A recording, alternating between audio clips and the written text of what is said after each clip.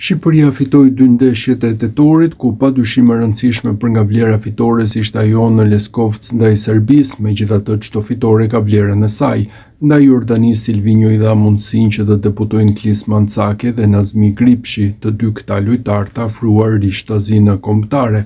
Risit në kombëtare në fakt janë diçka që nuk ndodh shpesh, të paktën në kohën e Silvinjos, megjithatë ato pak lojtarë që kanë ardhur Rishtazi me brazilianin kanë shkëlqyer dhe janë kthyer në protagonist. Sa kaq Silvinjo është i fiksuar me lojtarët e tij dhe kur bëhet fjalë për ndeshje zyrtare, ai e ka mendjen e ndarë se kë do të aktivizojë pavarësisht ftesave që mund të ketë dërguar ose lojtarëve që kanë minuta me klubet e tyre apo jo, dhe këtë ka treguar shpeshherë. Lojtarët pa minuta. Silvinjo ka grumbulluar me Shqipërinë plot 54 futbollistë që nga dita kur është emëruar trajneri i skuadrës, nga të cilët shumë i ka gjetur te Shqipëria dhe disa të tjerë i ka ftuar për herë të parë.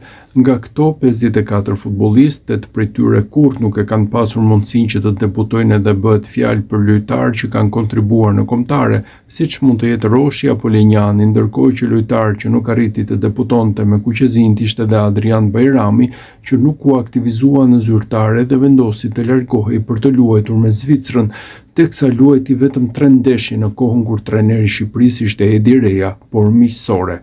Të shumt janë dhe ata lojtarë që mund të jenë aktivizuar në vetëm një ndeshje dhe më pas janë harruar nga trajneri brazilian, duke i lënë pa ftuar si rasti i Abrashit, Çunit apo Armando Sadikut. Më të aktivizuarit. Silvinjo ka lojtarët e tij të besuar që nga koha kur është emëruar si trajner dhe rekordin e minutave si lojtar Kuqezi e mban Kristian Aslani. Mesfushori i Torinos ka luajtur 29 ndeshje, ajsa edhe Nedim Bajrami, por ndryshe nga Bajrami, mesfushori Aslani ka 500 minuta më shumë në këmbë, duke u preferuar shpeshherë titullar dhe duke luajtur madje 90 minuta, ose thënë ndryshe me një mesatare prej 85 minutash për ndeshje. Ky rekord për Aslanin dhe Bajramin është i jashtëzakonshëm duke parë faktin se vetë trajneri ka drejtuar Kuqezin për 30 ndeshje, me 2 lojtarët që kanë munguar në vetëm një ndeshje. Sa kaq minuta të shumta ka pasur edhe Mario Mitaj, mesfushori është aktivizuar me Shqipërinë në 26 ndeshje, por ka luajtur 2283 minuta, 200 më pak se Kristian Aslani, por me mesatare prej 87 minutash për ndeshje. Të harruarit. Në epokën Silvinjo, rastet më të veçanta janë ato të Taulan Seferit, Ernest Muçit dhe padyshim Trit Berishës, me këtë të fundit që mungon në kombëtare prej një viti duke u aktivizuar për herë të fundit në ndeshjen e Elite Shtejnit e fituar 3-0 nga skuadra jon, teksa në ndeshje zyrtare ka luajtur 2 vite më parë kundër Moldavis.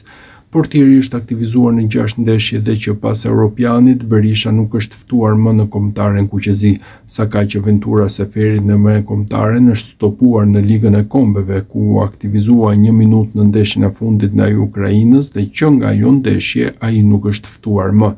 Para Ukrainës, Seferi ishte zakonisht pjesë e Kuqezinëve, duke marrë dhe minuta të konsiderueshme. Muçi është një tjetër lojtar i aktivizuar nga Silvinjo në 14 ndeshje, por dëmtimi i fundit para Gibraltarit bëri që të humbiste ndeshjet e shtatorit, teksa në tetor Silvinjo nuk e grumbulloi.